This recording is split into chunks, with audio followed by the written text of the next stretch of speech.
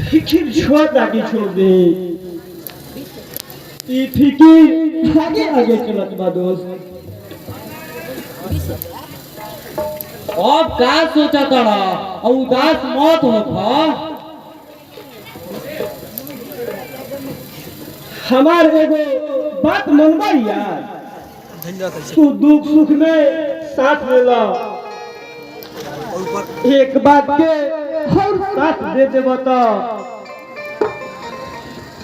हम फिकिर से छुटकारा हो जाए। जरूर तो हर बात मानम, तो हर बात ना उठाई, अब भरपूर तो हर साथ देन। हमरा बहन के तू देखते बाड़ा, कतना बढ़िया खूबसूरत बिया।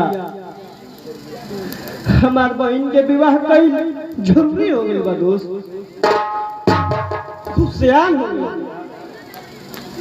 तू अपन यार श्यामू से विवाह करा देता तो बड़ी घस के भागी बनबा। बहन सुखी संपन्न घर में चल जाई, तू चाहबा तो ई जग पूरा हो जाई। तोहरा बहन में आ हमारा बहन में कोनो फर्क नहीं थे, और श्यामू हमार बात ना उठाई, और ओकरा के हम समझाई और समझ जाई, और ओकरा माई बाबू के समझाई वो समझ जाइए। ठीक बा, हम फोन करत बानी।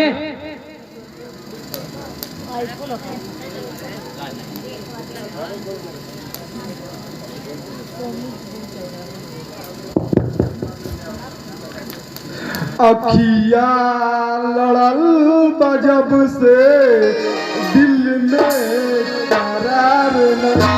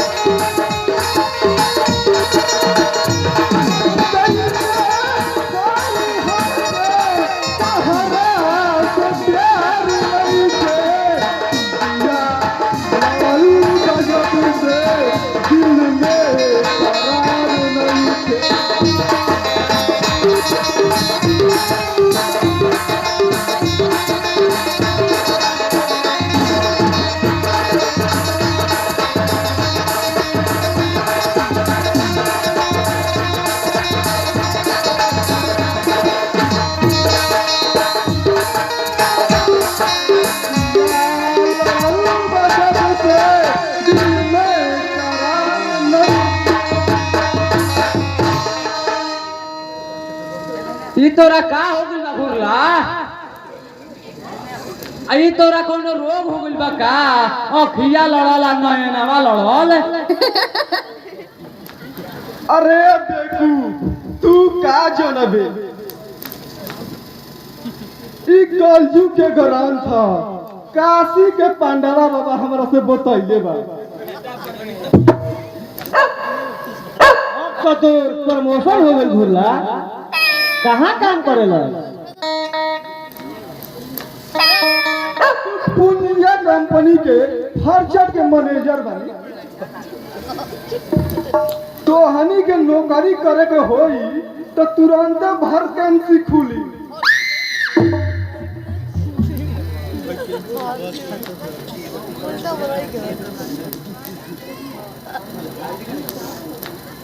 अरे ई का करत रे? अते एकदम पागले हवे।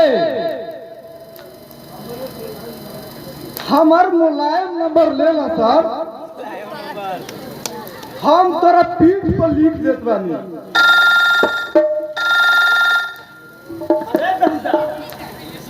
पीठी पर लिखल जाला रे।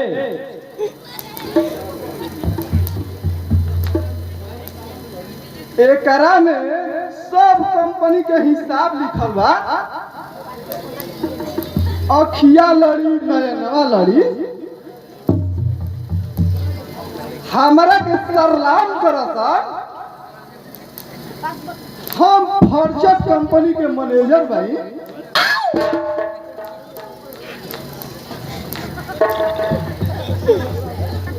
ई साला लइके पे के बदमाश ह।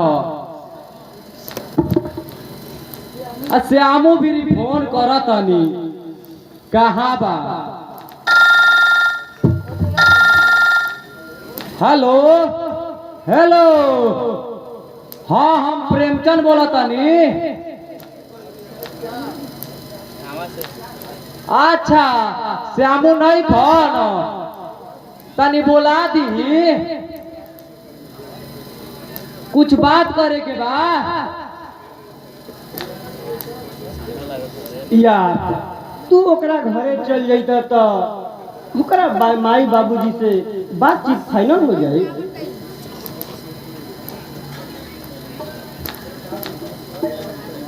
ठीक बा, अब हम घरे जाए।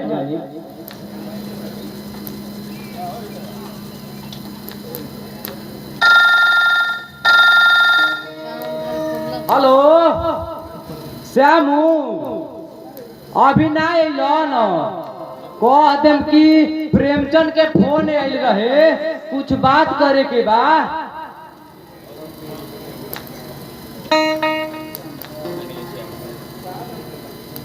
का बात भैया, प्रेमिका के पास फोन का करत रे? प्रेमिका के प्रेम में एकदम तू डूबिए गई बड़े।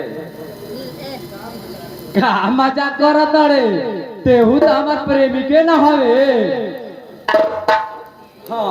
हाँ तोरे ऐसा प्रेमी अब प्रेमिका होके के चाहिए। तोरा से मिले खातिर हमार मन बेचैन हो जाला।